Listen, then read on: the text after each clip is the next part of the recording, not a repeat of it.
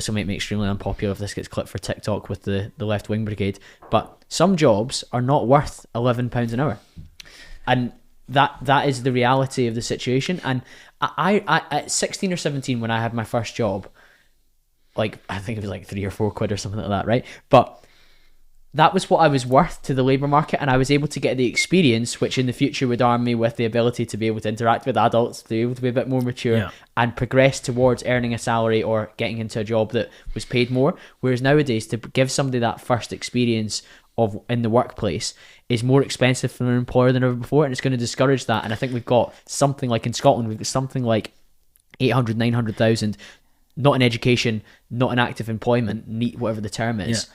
That is a real issue. Yeah, and I think it's a difficult subject because you're right. A lot of people will go and listen to the one point you're trying to make, and they're like, "Oh, you just don't want people on low wage to be able to earn more. You're a horrible person." And I think that the simplest way to think about it, from my perspective, is think about it like if you've got to look at the situation, like the thing that's happening, the cause, and then the actual outcome, not the perceived or the simple outcome, but like minimum wage has increased significantly. Do the people who earn the minimum wage today, are they able to afford more things to pay their bills and stuff in terms of real quantifiable like lifestyle things, spending power, than they did say 20 years ago? The answer is no. Like people who were on relatively low wages 20 years ago, 25 years ago, would occasionally be able to go on like a summer break somewhere, and those were relatively cheap that you could get in. And the problem is you push the wages up and it sounds good, but if that person can then no longer afford stuff, it's a bit like, so I've got a young son, and he likes Monopoly as a game, and he thought that it would be way more fun to go and create custom money which had way more zeros than the regular Monopoly money. But that custom money can still like only buy exactly the same houses and hotels and stuff. It's just you just add a load more zeros to it, but the net effect is the same, right? Does that make you richer if you have coupons that have a lot more zeros on them? If the net thing that you can buy with them is exactly the same? It isn't.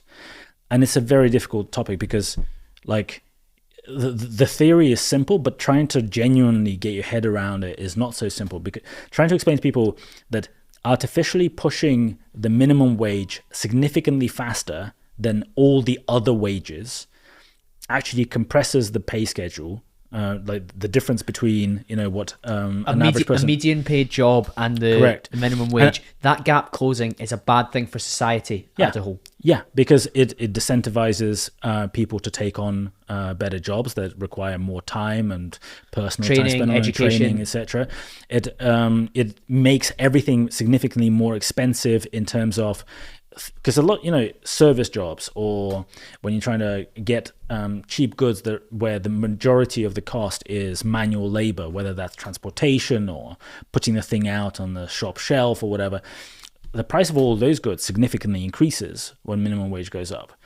And sure, the person doing it gets paid a higher amount of money, but then they just have to fork it out for paying more money the same goods. They're able to do less with that money than they would have done previously, because that money is almost artificial now. Yeah, and at the end of the day, it's back to it's rearranging the chairs on the deck of the Titanic. It's kind of like, does enforcing through legislation to increase the minimum wage mean that people are more likely to set up successful companies in the UK? Does it create new industries? Does it make people go and take on a risk which they previously would not have done? Does it allow the UK to maybe try to go and create the next Google or Netflix or whatever? If the answer is no, then you're not creating new wealth for the country. You're not creating new jobs, new opportunities, new supply chains that feed into those mothership industries. And I think it's just the focus is in the wrong place. The US is not necessarily a beacon of perfection. Those guys haven't changed the minimum wage, and I have no idea how it's at $7, whatever, right? And economically speaking, they are doing significantly better over the last 20 years than the UK. The poorest state in the US. So in 2007, the wages in the UK and the US were roughly commensurate. a lot of other metrics were roughly similar. Today, the poorest state in the US, Mississippi, has higher wages than the UK.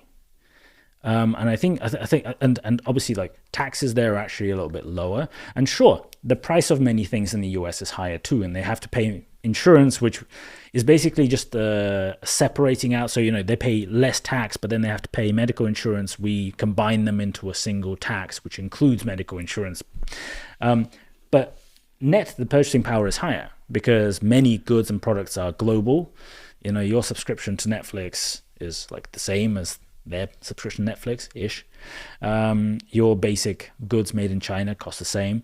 So the purchasing power is higher. And what's happened? How come the average person or the median person, the majority of people suddenly earn a lot more money without the government legislating anything? The answer is they've had economic growth. They've had new industries pop up. And that's what we want here as well. Yeah. I hope you enjoyed that clip. For more on my channel, hit the link just here, subscribe, and you can enjoy the full episode.